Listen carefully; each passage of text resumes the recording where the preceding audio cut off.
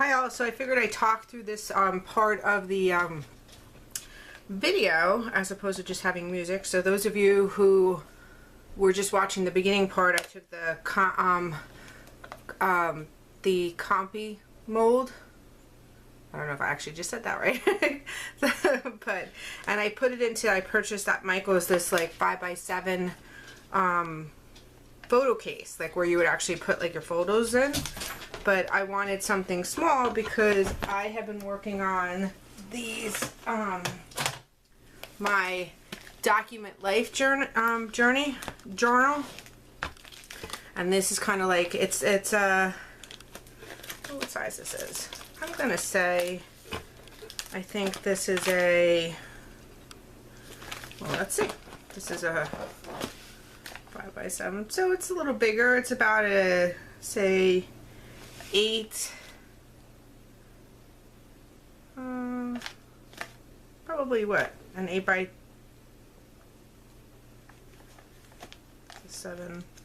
9x6 or so.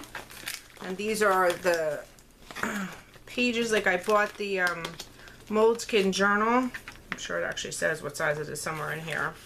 And I've just been, this page I used my large Gelli Plate, but I really hate wasting paint. Like that's my big issue. I mean, you put a lot on it to begin with, so, and then you're wiping it off, and it just was a lot of paint being wiped off. You know, I do a lot of drawing in this, watercolor, and I just kind of wanted, like, a lot of these have flip out things. You can see that, and I wanted to be able to do something like either on a portion of a page or like just on the flip out part of it. I did a lot of stamping on it so far, so that's kind of what I wanted to use this for, especially when it came to like maybe working on the tags. You know, I have a couple different sizes here.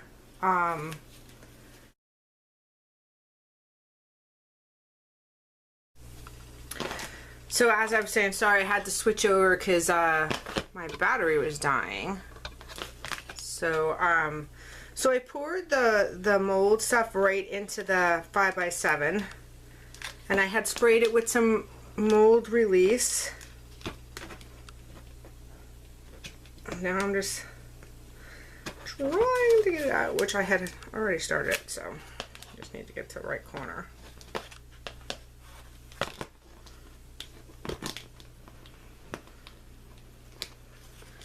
And then it actually just pulls right out, and I have really nice 5x7.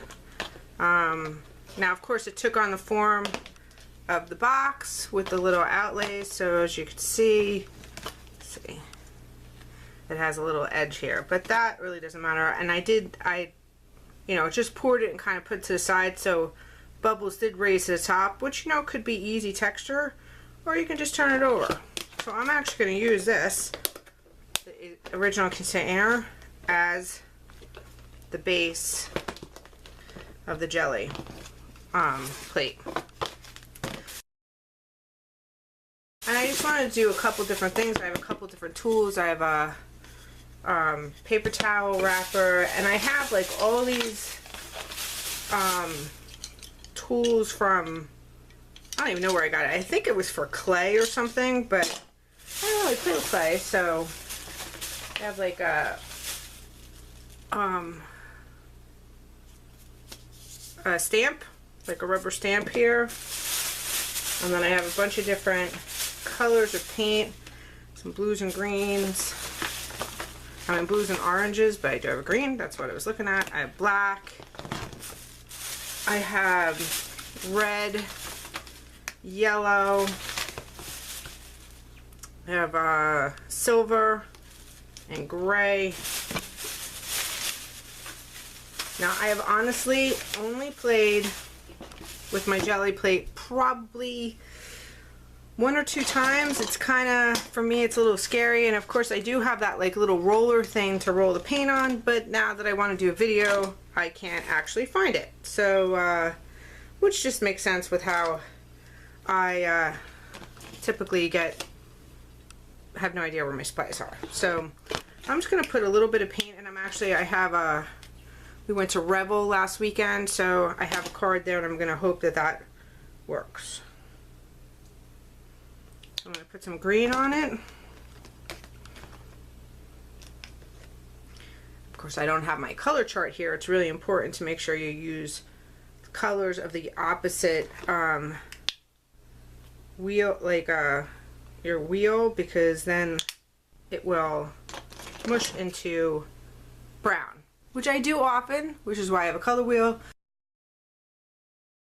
But I'm doing this up in my room so you guys could actually see better, because in the basement, especially a day like today, it's like really dark downstairs because it's raining. So I am, again, just kind of smooshing this on with this. I think that paint roller is definitely a better option. I'm going to just take this stamp here, and I'm just going to stamp a couple images here. And then I'm going to take a page from my journal here. This one that I don't have something on, because I've really kind of fallen in love with this. So anything and everything is in here. Okay. So I'm going to take this page right here, and I am just going to lay it on top of it. And I'm going to push down. Sorry if the video camera moves at all, because again, it's set up on my bed. Just press hard. Then I'm going to pull it up.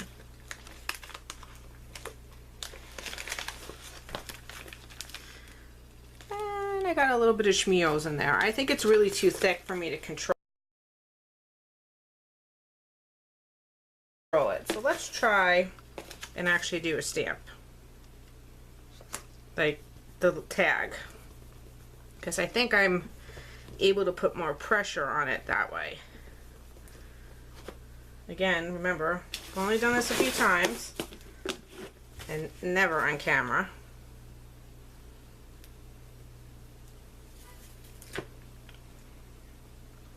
And I know that you probably can't see that, and even though it didn't like take a whole bunch of it, the silver actually did get in there.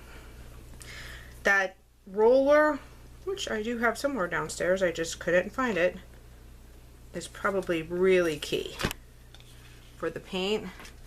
So you can see, I don't know if you can see it, but it actually picked up the lips right there, and it's got a lot of the silver in there as like a shimmer. I actually really like how this came out. It might look a little messy on camera, but let me try something else here. I'm going to leave the green on. I'm going to throw a little more of that silver on there.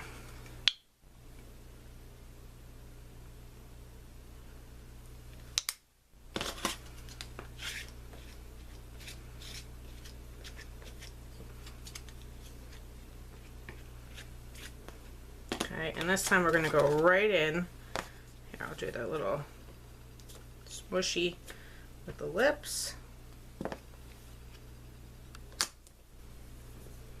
I'm going to put 2 down here because I also don't want the paint to dry.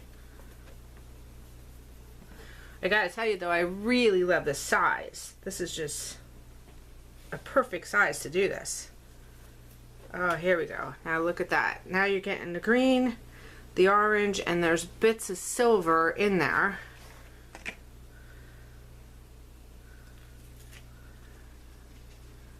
Go. And I know that you just, you know, keep going. And then here is, now that I have some orange on the lips, on the stamp, I'm gonna just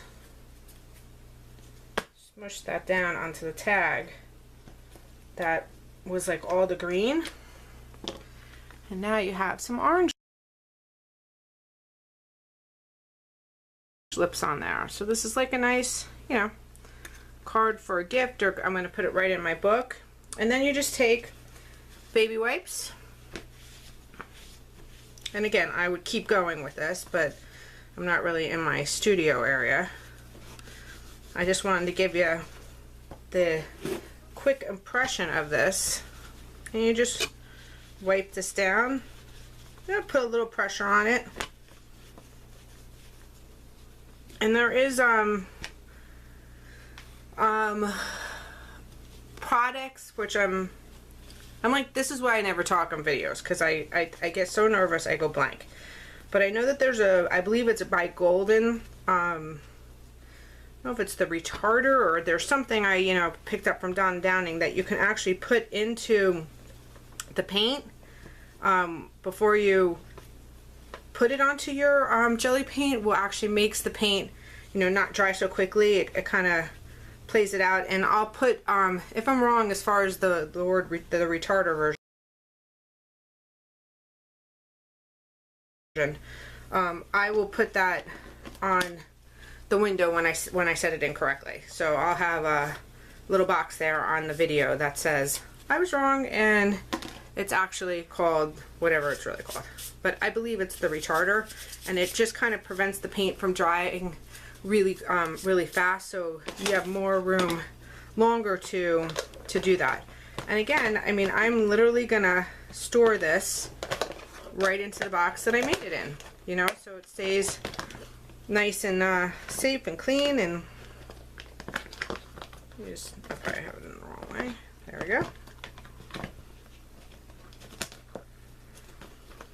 And what's great with this is if I decide, you know what, I don't really want 5x7 anymore, or I want a different size, you literally put this back in, break it up, put it into the container, heat it, and it goes back into that original form. And then, this is really to make like molds of like stamp or any metal things that you have that you just need a couple more. You could put it in there. I'll leave some links to the videos of the girls from the Sin City Stamp design team, because they did some amazing things. They're much more brave than I am, and they did some really cool stuff with like angel wings and stuff like that. So here, I'll let you take a look at these one more time. I have no problems grabbing them. Thank you very much for watching. Bye.